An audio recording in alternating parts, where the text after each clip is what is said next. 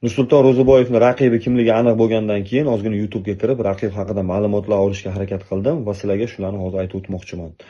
Raqib Dastin Stolfus, xo'p, 33 yoshda, dunyo reytingida 84 kilogramda 48-o'rinni egallab turibdi va UFC'dagi rekordi 3-5, ya'ni 3 marta g'alaba qozongan, 5 marta yutqizgan UFC'da.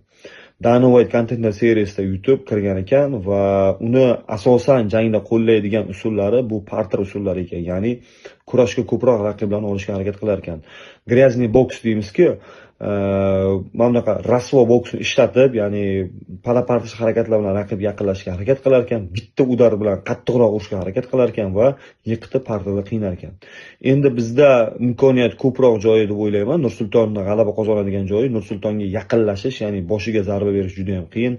Nursultonga kurashga o'tib ketish juda ham qiyin, chunki uni bo'yi 180, Nursultonning bo'yi deyarli 2 metr, 196 adashmasam. Va yaqinlashish juda ham qiyin bo'ladi, juda ham masala bo'ladi va hozirda buni aytib o'tish kerak.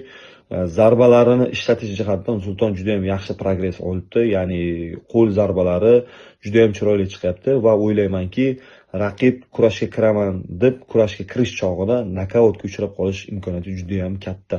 Shunaqa.